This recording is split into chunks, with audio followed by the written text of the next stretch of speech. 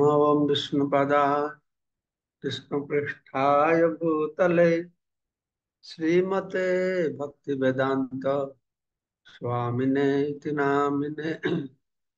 नमस्ते सरस्वती देवे गौरवाणी प्रचारिणे निर्विशेष शून्यवादी पश्चात देशतारिणे वंशाकल्पतरुभश्च कृपा सिन्धुभैव च पतितानां पावनेभ्यो वैष्णवेभ्यो नमो नमः। आजानुलंबित भुजौ कनकावदातौ संकीर्तनैकपितरौ कमलायताख्यौ विश्वम्भरौ द्विजभरौ जुगधर्मपालौ वन्दे जगत्प्रियकरौ करुणावतारौ चिरदत्त निजगुप्तवीतं स्वप्रेम नामामृतमत्तुतारम् आपामरजविदतारं गौरकृष्णजनप्रियतमहं प्रपद्ये। आनन्दलीलामय विग्रहाय हेमावद्दिव्य छविसुन्दराय तस्मै महाप्रेम रसप्रदाय चैतन्यचन्द्राय नमो नमस्ते। जय श्री कृष्ण चैतन्य प्रभु नित्यानंद द्वैत गदाधर शिवासादि श्री गौर भक्त वृंद।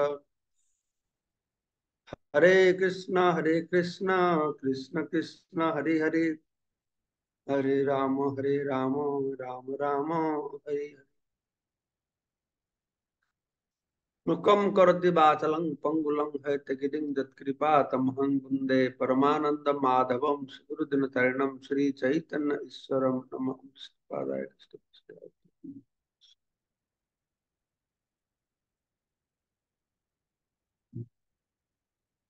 तो আমরা শ্রবণ করছি শ্রী চৈতন্য চরিতামৃত আদিলীলা ষষ্ঠ পরিচ্ছেদ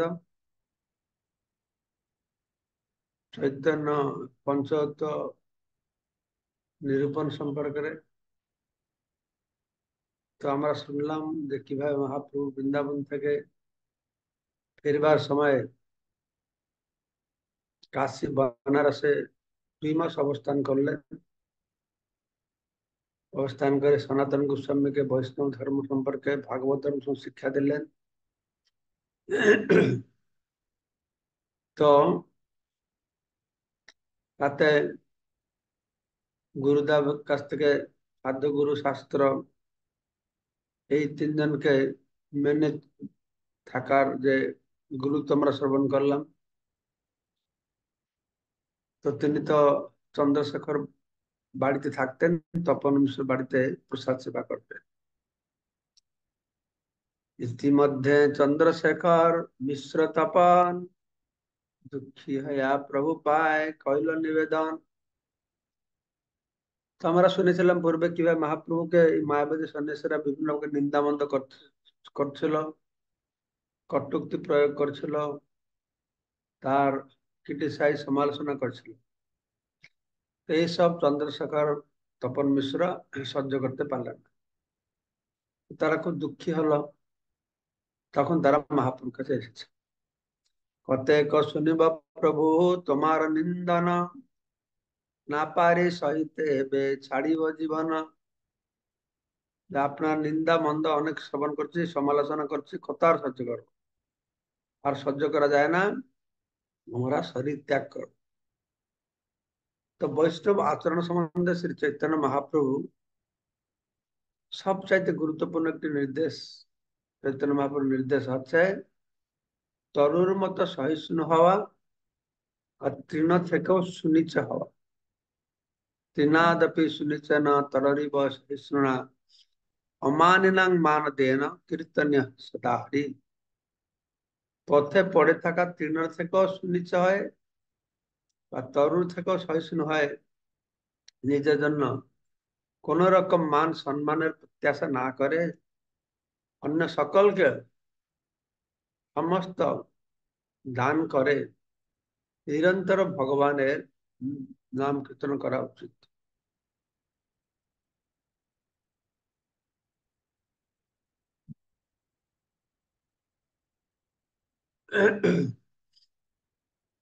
কিন্তু তবুও এই উপদেশ প্রদানকারী শ্রী চৈতন্য মহাপ্রভু দুষ্কৃতিকারী জগাই মাধায়ের অপকর্ম বরদাস্ত করেননি। তারা যখন শ্রী নিত্যানন্দ প্রভুকে আঘাত করে, তখন তিনি তৎক্ষণাৎ ক্রুদ্ধ হয়ে তাদের সংহার করতে উদ্যত হন। শ্রী নিত্যানন্দ প্রভু কৃপার ফলেই কেবল তারা রক্ষা পায়। ব্যক্তিগত আচার আচরণে প্রত্যেকের অত্যন্ত বিনম্র হওয়া উচিত।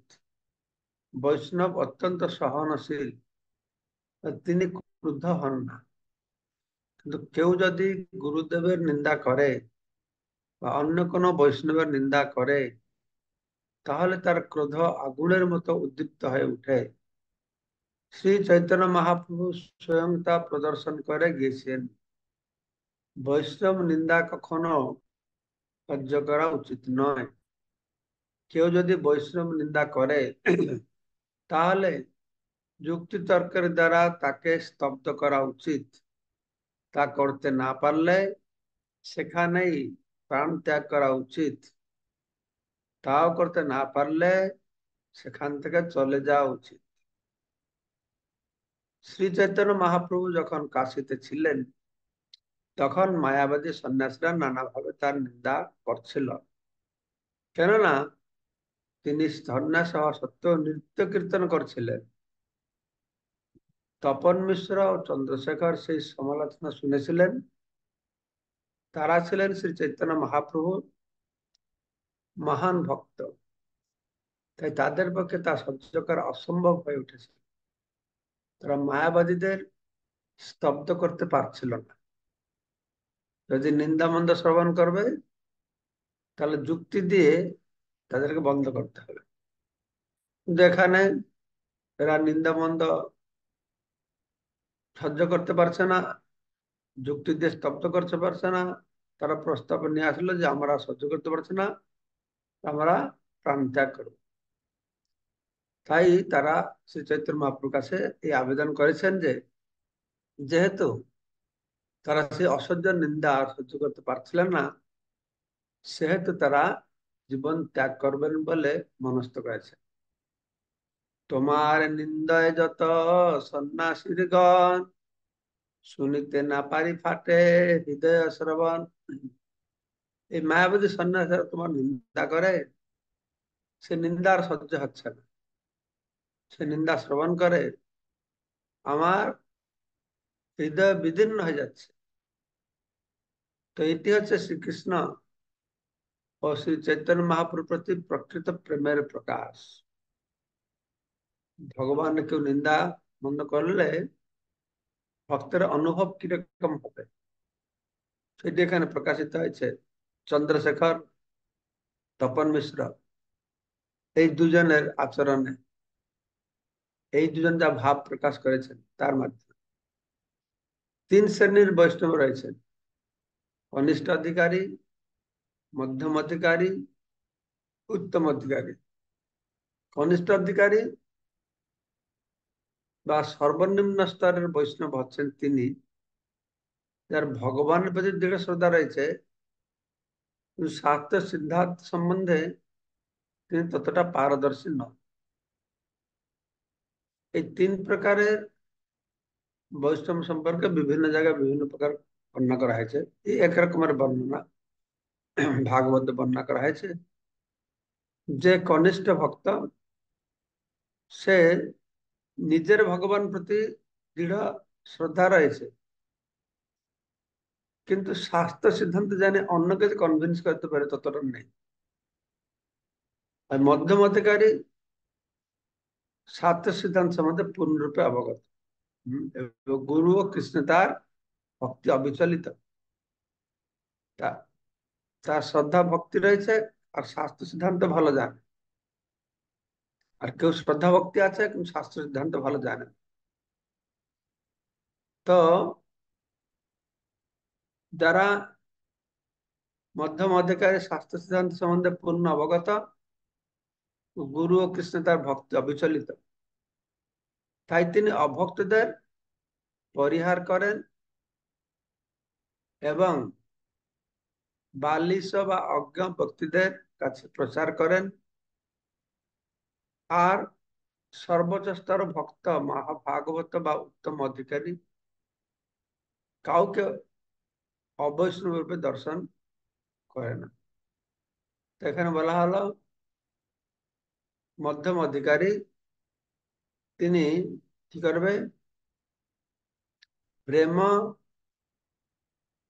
মৈত্রী, কৃপা, উপেক্ষা তার ব্যবহার, ভগবান সঙ্গে প্রেম, ভক্ত সঙ্গে মৈত্রী, অভদ্র থেকে উপেক্ষা, উম, এবং যারা শুদ্ধ ভক্ত আছে তাদের সঙ্গ করে তাদের সেবা করবে।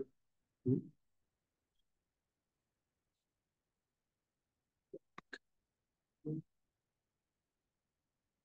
তারা যারা সমাজস্কন্দ ভক্ত আছে তাদের সাথে মৈত্রী ভাব স্থাপন করবে। আর যারা পরম উন্নত স্তরে আছে, সব থেকে উন্নত স্তরে আছে, উম, তারা হচ্ছে কনিষ্ঠ, মধ্যম, উত্তম অধিকারী। সর্বোচ্চ স্তরে ভক্ত মহাভাগবত উত্তম অধিকারী, তারা এই ফরক দেখবে না। যেরকম মধ্যম অধিকারী পার্থক্য দেখবে, উম, শুদ্ধ ভক্তকে কিরকম ব্যবহার করবে, অসুরদের সঙ্গে কিরকম ব্যবহার করবে, সমাজকন্দ বৈষ্ণবদের একরকম ব্যবহার করবে। তো উত্তম অধিকারী এরকম নেই, সে তো সবাইকে সমানভাবে দেখছে। হ্যাঁ, সবাইকে সমানভাবে দেখবে। তো তার দৃষ্টিতে কেবল তিনি ছাড়া আর সকলেই বৈষ্ণব। হম, উত্তম অধিকারী মনে করে কি, মধ্যম অধিকারী মনে করে কে বৈষ্ণব কে অবৈষ্ণব, কিন্তু উত্তম অধিকারী কি মনে করে যে নিজে ছাড়াই, সে নিজে ছাড়া সব বৈষ্ণব। কিন্তু আমরা কনিষ্ঠ অধিকারী, আমাদের ঠিক অপোজিট। আমরা মনে করি আমি বৈষ্ণব, আর সবার মধ্যে আমরা দোষ দেখি, এ খারাপ, ও খারাপ, ও খারাপ। তো এখানে দেখা গেল এই তুনাদপি সুনিচন মানে আমি সব থেকে নিকৃষ্ট। এটা হচ্ছে শ্রী চৈতন্য মহাপ্রভু তুনাদপি সুনিচন তরিব সহিষ্ণু শ্লোকের সারমর্ম। প্রভুপাদ সুন্দর কথা বর্ণনা করলেন যে আমাদের সবসময় ভাব কিরকম থাকা দরকার না, যত বৈষ্ণব আছে, বৈষ্ণব মানে যারা বিষ্ণুকে মানে, বিষ্ণু ভক্তি যোজনা করে, তাদের মধ্যে আমাদের মনে করতে হবে আমি হচ্ছে সব থেকে, হ্যাঁ, মানে আমার ছাড়া আর সব উন্নত বৈষ্ণব। তো উত্তম অধিকারী ভক্তকে প্রচার করার জন্য মধ্যম অধিকারী স্তরে নেমে আসতে হবে। কেননা প্রচারক কখনো বৈষম্য নিন্দা সহ্য করতে পারে না। যারা উন্নত ভক্ত তাদের ভালো মন্দ বিচার নেই, কিন্তু উন্নত ভক্ত হলেও যেহেতু তারা কে ভক্ত কে ভক্ত বুঝতে পারে না, তাদের প্রচারও করতে পারে না। তাই প্রচার করতে হলে তাদেরকে মধ্যম অধিকারী স্তরে এসে প্রচার করতে হয়, এবং তারা বৈষম্য নিন্দাও সহ্য করতে পারে না। কনিষ্ঠ অধিকারী তো বৈষম্য নিন্দা সহ্য করতে পারে না। তবে শাস্ত্র প্রমাণের মাধ্যমে নিন্দুকদের মুখ স্তব্ধ করার ক্ষমতা তাদের নেই, যারা কনিষ্ঠ ভক্ত। তাই এখানে তপন মিশ্র চন্দ্রশেখর আচার্যকে কনিষ্ঠ অধিকারী বলে মনে করা হয়েছে, কেননা তারা কাশীর মায়াবাদী সন্ন্যাসীদের যুক্তি তর্কের দ্বারা পরাস্ত করতে পারেনি। মধ্যম অধিকারী হলে পরাস্ত করতে পারত। তারা শ্রী চৈতন্য মহাপ্রভুর কাছে আবেদন করেছিলেন উপযুক্ত ব্যবস্থা করার জন্য, কেননা তারা সেই সমালোচনা সহ্য করতে পারছিলেন না, অথচ তা বন্ধ করার ক্ষমতাও তাদের ছিল না। সুতরাং তারা বলল যে আমরা প্রাণ ত্যাগ করব। ইহা শুনি রহে প্রভু ঈষৎ হাসিয়া, সেই কালে এক বিপ্র মিলিল হাসিয়া আসিয়া। তপন মিশ্র চন্দ্রশেখর বললো আমরা প্রাণ বিসর্জন করে দেবো, আর সহ্য করা যায় না নিন্দামন্দ। তো মহাপুর কিছু না বলে হাসলেন, আর চুপ করে থাকলেন। আর সেই সময় মহাপুরুষকে সাক্ষাৎ করবার জন্য সেখানকার একজন ব্রাহ্মণ এসেছেন। তাৎপর্য প্রভুপাদ বলছেন, যেহেতু নিন্দুকেরা মহাপুরুষ নিন্দা করছিল, এই মহাপুরুষ তাতে দুঃখ অনুভব করেননি, বরং তিনি ঈষৎ হাস্য করেছিলেন। এটি হচ্ছে আদর্শ বৈষ্ণব আচরণ। নিজের সমালোচনা বা নিন্দা শুনে ক্রুদ্ধ হওয়া উচিত নয়। তবে যদি অন্য কোনো বৈষ্ণবের নিন্দা করা হয়, তাহলে তা পূর্বোক্ত উপায়ে বন্ধ করার জন্য তৎক্ষণাৎ সচেষ্ট হতে হয়। শ্রী চৈতন্য মহাপ্রভু তার শুদ্ধ ভক্ত তপন মিশ্র চন্দ্রশেখরের প্রতি অত্যন্ত কৃপাময় ছিলেন। তাই তারই ইচ্ছার প্রভাবে সে ব্রাহ্মণ তখন সেখানে এসে উপস্থিত হয়েছিল। তার ভক্তদের সন্তুষ্টি বিধানের জন্য সর্বশক্তিমান ভগবান এই অবস্থার সৃষ্টি করেছিলেন। যেহেতু তপন মিশ্র চন্দ্রশেখর মনে দুঃখ পাচ্ছেন, নিন্দা বন্ধ করছে, যে কি করবে, মহাপুর কাছে এসে কমপ্লেন করছে, মহাপুর হেসে চুপ করে থাকবে। তো সমাধানটা কি? না, মহাপ্রভু অনুপ্রেরণায় একটা ব্রাহ্মণ এসে সেখানে পৌঁছালো, এই সমাধান হবে একটা। তো ব্রাহ্মণ এসে কি করলো? আসি নিবেদন করে চরণ ধরিয়া, এক বস্তু মাগে দেহ প্রসন্ন হইয়া। মহাপ্রভু চরণ কমলকে ধারণ করে বলল, আপনি কৃপা করে একটা বস্তু মাগতে এসেছি, আপনি প্রসন্ন হয় আমাকে সে বস্তুটি প্রদান করুন। বৈদিক শাস্ত্রের নির্দেশ দেওয়া হয়েছে, তদ্বিধি প্রণিপাতন পরিপ্রশ্ন সেবয়া। ভগবত গীতায় বলা হয়েছে, অত্যন্ত বিনীত ভাবে মহাত্মার শরণাগত হয়, তদ্বিধি পরিপ্রশ্ন প্রণিপাতন। তো তত্ত্বজ্ঞানী মহাপুরুষদের সঙ্গে উদ্ধত ভাবে তর্ক করা উচিত নয়। তর্কের মাধ্যমে আমরা ভগবানকে জানতে পারবো না। তর্ক যথার্থ বৈষ্ণবের লক্ষণ নয়। তর্ক বৈষ্ণবের অলংকার নয়। নম্র বিনয়ের সঙ্গে সদ্গুরুর কাছে গিয়ে প্রশ্ন করতে হবে। তদ্বিধি প্রণিপাতেন পরিপ্রশ্নন সেবয়া, তখন উপদেক্ষন্তে তে জ্ঞানং জ্ঞানিন। প্রত্যক্ষদর্শী জ্ঞানীরা এই প্রকার উপযুক্ত ব্যক্তিকে তত্ত্বজ্ঞান দেবে, বা এই প্রকার উপযুক্ত মনোভাব নিয়ে গেলে আমরা তত্ত্বজ্ঞান লাভ করতে পারব। তাই উদ্ধত ভাবে তর্ক করা উচিত নয়। পক্ষান্তরে অত্যন্ত বিনীত ভাবে ঐকান্তিক শ্রদ্ধা সহকারে প্রশ্ন করার মাধ্যমে তাদের শরণাগত হতে হয়। শ্রী চৈতন্য মহাপ্রভু হচ্ছেন একজন আদর্শ শিক্ষক।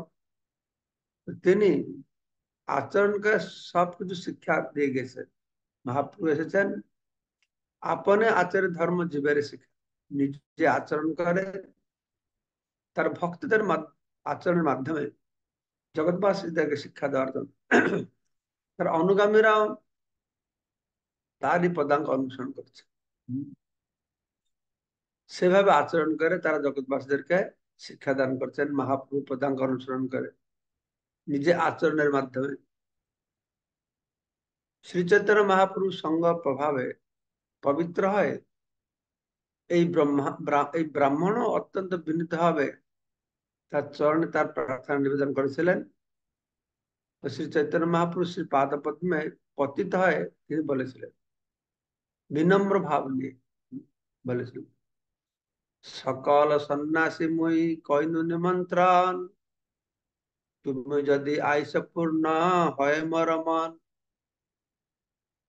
তো সে ব্রাহ্মণ সমস্ত সন্ন্যাসীদেরকে নিমন্ত্রণ করেছিলেন, কাশীর সন্ন্যাসীদের। তো মহাপ্রভু কাছে এসে খুব বিনয় হয়, নম্র ভাবে তাকে নিমন্ত্রণ করছেন, আমি সব সন্ন্যাসীদের ডেকেছি, তুমি যদি সেখানে আসো তাহলে আমার মনোভীষ্ট পূর্ণ হবে। তো এই ব্রাহ্মণ জানতেন চৈতন্য মহাপ্রভু আছেন। তখন কাশীতে কাশীতে একমাত্র বৈষ্ণব সন্ন্যাসী। কাশীতে আর সব ছিল মায়াবাদী সন্ন্যাসী। মায়াবাদী একটা হেডকোয়ার্টার মতন ছিল এটা। মহাপুরুষ ছিলেন বৈষ্ণব সন্ন্যাসী। আর অন্য সকলে ছিলেন মায়াবাদী। গৃহস্থদের কর্তব্য হচ্ছে কখনো কখনো সন্ন্যাসীদের গৃহে নিমন্ত্রণ করে ভোজন করানো। এই গৃহস্থ ব্রাহ্মণ সকল সন্ন্যাসীদের তার বাড়িতে নিমন্ত্রণ করতে চেয়েছিলেন, কিন্তু তিনি জানতেন যে শ্রী চৈতন্য মহাপ্রভুকে নিমন্ত্রণ গ্রহণ করতে স্বীকার করানো অত্যন্ত কঠিন হবে। কেননা মায়াবাদী সন্ন্যাসীরা সেখানে উপস্থিত থাকবে, মায়াবাদী সন্ন্যাসীদের কাছে মহাপ্রভু যাবেন না, এটা কঠিন ব্যাপার। সেজন্য তিনি কি করলেন, খুব নম্র হয়ে তার চরণে পতিত হয়ে অত্যন্ত বিনীত ভাবে তিনি আবেদন করলেন, হ্যাঁ, যে আবেদন করছেন যে তিনি যেন করুণা করে তার নিমন্ত্রণ রক্ষা করেন। এইভাবেই অত্যন্ত বিনয় সহকারে তিনি তার মনোবাসনাকে মহাপ্রভুর কাছে ব্যক্ত করেছেন। তো তিনি বলছেন, না যাহ সন্ন্যাসী গোষ্ঠী ইহা আমি জানি, মোরে অনুগ্রহ কর নিমন্ত্রণ মানি। যে আমি জানি আপনি মায়াবাদী সন্ন্যাসীদের সঙ্গ করেন না, যান না, কিন্তু আমি তো সব সন্ন্যাসীদেরকে নিমন্ত্রণ করছি, তা আপনি কৃপা করে আসুন, এই নিমন্ত্রণ স্বীকার করুন। আচার্য অথবা বৈষ্ণব মহাযান অত্যন্ত কঠোরতার সঙ্গে তার নীতি অনুসরণ করেন। যদিও তিনি বজ্রের মতো কঠোর, তবুও কখনো কখনো তিনি কুসুমের মতো কোমল। প্রকৃতপক্ষে তিনি স্বতন্ত্র, তিনি সমস্ত বিধিনিষেধ অত্যন্ত নিষ্ঠার সঙ্গে পালন করেন, কিন্তু কখনো কখনো তিনি তার নীতি শিথিল করেন। শ্রী চৈতন্য মহাপ্রভু কখনো মায়াবাদী সন্ন্যাসীদের সঙ্গে মেলামেশা করতেন না, তবুও তিনি সেই ব্রাহ্মণের অনুরোধ স্বীকার করেছিলেন, যে কথা পরবর্তী শ্লোকে বর্ণিত হয়েছে। আসলে কথাটা আলাদা। ব্রাহ্মণকে মহাপ্রভু অনুপ্রেরণা করিয়েছেন, তাকে দিয়ে ডাকাচ্ছে। মহাপ্রভু তো মায়াবাদের সন্ন্যাসী ধারে পাশে যেতেন না, মহাপ্রভু তো লক্ষ্য তাকে উদ্ধার করবে, তাদের পাশে গিয়ে না বলে উদ্ধার করবে কি করে? এই ব্রাহ্মণ মাধ্যম দিয়ে মহাপ্রভু কি করেছেন, ওই মায়াবাদী সন্ন্যাসীদের কাছে যাবে। প্রভু আসি নিমন্ত্রণ কইল অঙ্গীকার, সন্ন্যাসীর কৃপা লাগি এ ভঙ্গি তাহার। তিনি হাসতে হাসতে নিমন্ত্রণ স্বীকার করেছেন, কিন্তু আসল উদ্দেশ্যটি কি, না এই সন্ন্যাসীদেরকে তিনি কৃপা করবেন। চৈতন্য মহাপ্রভুকে কাশীর মায়াবাদী সন্ন্যাসীরা নিন্দা করছিল বলে তপন মিশ্র চন্দ্রশেখর মহাপ্রভু চরণে তাদের মনোকষ্ট ব্যক্ত করে আবেদন করেছিলেন। তা শুনে চৈতন্য মহাপ্রভু কেবল হেসেছিলেন, তবুও তিনি তার ভক্তদের মনোবাঞ্ছা পূর্ণ করতে চেয়েছিলেন। তো সেই সুযোগ এলো যখন সে ব্রাহ্মণ অন্যান্য সন্ন্যাসীদের সঙ্গে তার গৃহে নিমন্ত্রণ গ্রহণ করতে তাকে অনুরোধ করতে এলেন। এইভাবে অসমর্থ ঐশ্বরিক ক্ষমতা বলেই এই সকল ঘটনা যুগপৎ সংঘটিত হয়েছিল। সে বিপ্র জানেন প্রভু না জান কার ঘরে, তাহার প্রেরণায় তারে অতি আগ্রহ করে। মহাপ্রভু প্রেরণাতেই হয়েছে। হ্যাঁ, ও জানে মহাপ্রভু কোথায় যায় না, তবু খুব আগ্রহ দেখাচ্ছে, না না আসুন আসুন। আর দিনে গেলা প্রভু সে বিপ্র ভবনে, দেখিলেন বসিয়া আছেন সন্ন্যাসীর গণে। তারপরের দিন, যেদিন এই বিপ্র সব সন্ন্যাসীদের নিমন্ত্রণ করেছিলেন তার বাড়িতে, তো সেখানে গেলেন, ব্রাহ্মণের গিয়ে দেখছেন যে সমস্ত কাশীর বড় বড় সন্ন্যাসীরা সেখানে সব বসে আছে।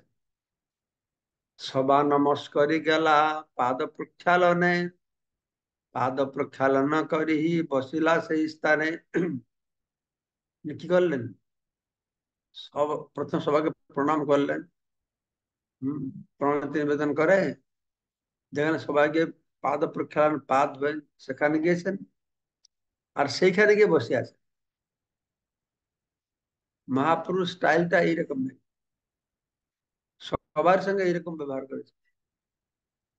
যারা বড় বড় পণ্ডিত, সার্বভৌম ভট্টাচার্য বলে আমি তো মূর্খ, কিছু জানি না। খান 7 দিন চুপ করে শুনলো, তারপরে তাকে ভালো মেডিসিন দিল। এরকম আমার কেশব কাশ্মীর, আমি ছোট ছেলে, ব্যাকরণ ট্যাকরণ পড়াই, আমার বেশি পাণ্ডিত্য নেই, আপনি একটু বলুন, ওনার কাছে শুনি। শুনে সব ভুল তার ধরা। প্রকাশানন্দ সরস্বতী কাছে এসেছেন সেরকম, খুব নম্র বিনয় ভাব নিয়ে। আমরা প্রচার করতে গিয়ে খুব অহংকার প্রতিষ্ঠা করতে চেষ্টা করি।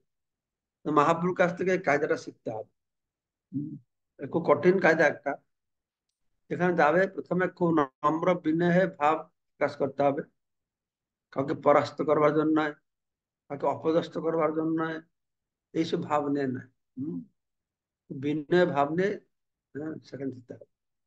মায়াবাদী সন্ন্যাসীদের প্রণতি নিবেদন করার মাধ্যমে সকলের প্রতি শ্রী চৈতন্য মহাপ্রভু বিনয় অত্যন্ত স্পষ্ট হয়ে প্রকাশিত হয়েছে। বৈষ্ণব কখনো কখনো কখনো কার প্রতি অশ্রদ্ধা প্রদর্শন করেন। সুতরাং সন্ন্যাসীদের প্রতি যে তারা অত্যন্ত শ্রদ্ধাপরায়ণ হবেন, সে সম্বন্ধে কোনো সন্দেহ নেই। হুম, কাউকে যখন অশ্রদ্ধা করবে না, সন্ন্যাসীদের কেন অশ্রদ্ধা করবে?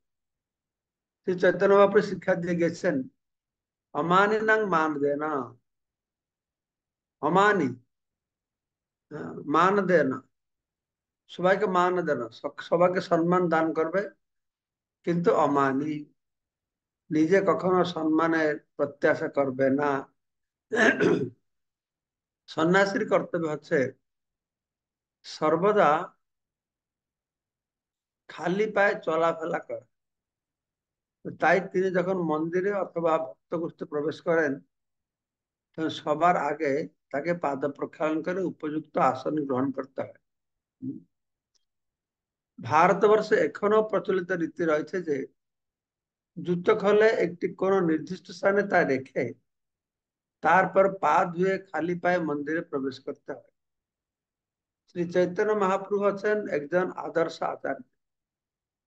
যারা তার পদাঙ্ক অনুসরণ করেন, তাদের কর্তব্য হচ্ছে তিনি আমাদের যে শিক্ষা প্রদান দিয়ে গিয়েছেন, তার অনুসরণ করে ভগবত ভক্তের পন্থা অনুশীলন করা আমাদের উচিত।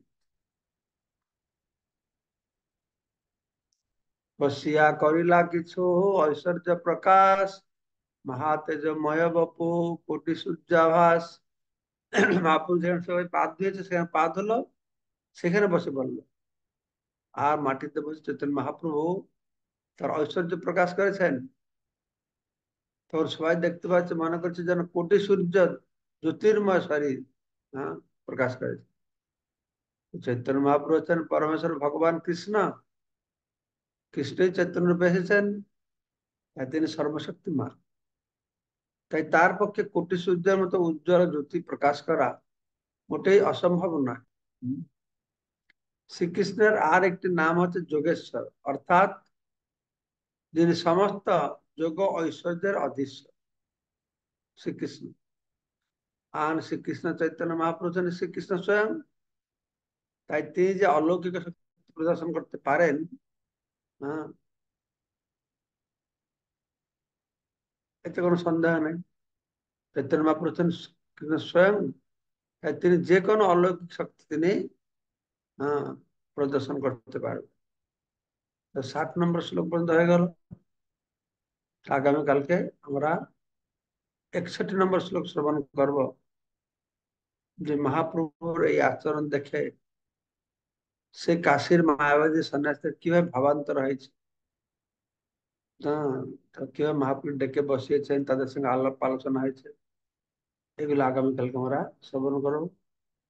আমি এই 2 দিন ক্লাস দিতে পারলাম না। আমাদের উড়িষ্যা ভক্তরা এখানে এসেছিল পুরীতে, তাদের নিয়ে আমাদের সুন্দর শিক্ষার্থী উৎসব, গীতা কোর্স প্রোগ্রাম ছিল, সুন্দর প্রোগ্রাম হলো।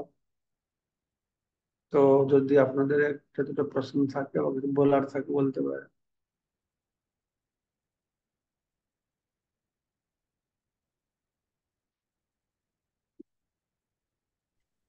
কোনো প্রশ্ন নাই, ঠিক আছে, ভালো। হরে কৃষ্ণ মহারাজ, দণ্ডবত না, আছে প্রণাম মহারাজ। মহারাজ। হ্যাঁ, প্রশ্ন মহারাজ আছে, দুজন হ্যান্ড রাইজ করছে। ওই আমি দেখতে পাই না কেন? ওকে, বলুন কার মঙ্গলময় প্রশ্ন। প্রভু, মঙ্গলময় প্রভু বলেন। হরে কৃষ্ণ প্রণাম মহারাজ। এই ভক্তের যে তিনটে স্তর, কনিষ্ঠ অধিকারী, মধ্যম অধিকারী আর উত্তম অধিকারী, তো যদি মধ্যম স্তরে কেবল প্রচার করা যায়, তো মহারাজ যদি উত্তম অধিকারী যখন প্রচার করেন, তখন কি তিনি এই মধ্যম অধিকারী স্তরে থেকে নেমে আসতে হবে, না হ্যাঁ, ওই উত্তম? প্রভুপাদ তাই বলছে। তারা উত্তম অধিকারী স্তরে থাকে, কিন্তু মধ্যম অধিকারী ভাব নিয়ে সে ভাব নিয়ে তার প্রচার করে। জয়ন্তী মাতাজি। হরে কৃষ্ণ প্রণাম মহারাজ। মহারাজ, মানে শ্রীল আর আমার দুটো প্রশ্ন আছে। একটা হচ্ছে শ্রীল আর শ্রীপাদের প্রকৃত অর্থ কি মহারাজ? আমি জানি না এটা কি অর্থ। আচ্ছা, ঠিক আছে মহারাজ, ওকে। মানে একটা মানে লেখা হয়, মানে শ্রীল ভক্তি সিদ্ধান্ত সরস্বতী ঠাকুর ঠাকুর। ঠিক আছে মহারাজ, ওকে। আর একটা দুটো মহারাজ একই প্রশ্ন। জিনিস, দুটো একই হ্যাঁ, জিনিস। একটা আমরা শ্রী লিখি, শ্রীল বলে শ্রীমৎ, না শ্রীমান, এভাবে বলা হয়। বলুন আর একটা প্রশ্ন। আর একটা হচ্ছে এই যে মানে আহ কনিষ্ঠ অধিকারী, মধ্যম অধিকারী আর উত্তম অধিকারী। তো মানে বলছেন যে যিনি উত্তম অধিকারী শাস্ত্র জ্ঞান নাই, মধ্যম অধিকারী শাস্ত্র জ্ঞান আছে, আর উত্তম অধিকারী তো সবটাই আছে। তো এখানেতে উত্তম অধিকারী আহ, ভক্ত যে প্রচার মানে উনি তো সবটাই জানেন। তো এখানে প্রশ্ন হচ্ছে যে তাহলে আমরা ভাব ভাবটা কেমন থাকে, যে এই যে মধ্যম অধিকারীকে নেমে আসতে হবে, বা এই যে একটা প্রচারের ক্ষেত্রে বলা হয়েছে, এটা এটা কি ধর, এটা এটা কেমন, মানে এটা ঠিক বুঝতে পারছি না। আপনি যে প্রশ্ন করছেন সেটা তো বুঝতে পারছি না। তাহলে ঠিক মানে এই যে আছে, উত্তম অধিকারীর উত্তম ভক্ত। অধিকারী ভক্তরা কেন মধ্যম অধিকারীতে এসে প্রচার করে? কারণ হ্যাঁ। এই যে ভক্ত থাকবে সে তো সবাইকে সমানভাবে দেখবে। তো সবাইকে সমানভাবে দেখলে প্রচার করবে কি করে? কাউকে তো সে ভক্ত হয় না, এটা বুঝতে পারলে তো প্রচার করবে। আর উত্তম হ্যাঁ। অধিকারী, হ্যাঁ। তারা মনে করে সবাই ভক্ত, তাহলে প্রচার করবে কি করে? সেই জন্য হুম তারা হুম উত্তম স্তরে অবস্থিত থেকেও যদি প্রচার করার উদ্দেশ্য থাকে, তাহলে মধ্যম অধিকারীর ভাব নিয়ে তাদেরকে প্রচার করতে হবে। অর্থাৎ মধ্যম অধিকারের মধ্যে এই যে ভগবান, আরো শুদ্ধ ভক্ত, অর্থাৎ সমাজস্কন্দ বা নিরীহ ভক্ত এবং বিদ্বেষী, এই সবার সঙ্গে আলাদা আলাদা ব্যবহার করে। তারা শুদ্ধ ভক্ত পরমহংস, তাদের ব্যবহারটা হবে এই মধ্যম ভক্তের মতো, তা নাহলে প্রচার করতে পারবে। হুম ঠিক হুম। আছে। হ্যাঁ হ্যাঁ মহারাজ, ওকে। প্রণাম ব্রুনেস মহারাজ। গৌর, ব্রুনেস গৌর প্রভু।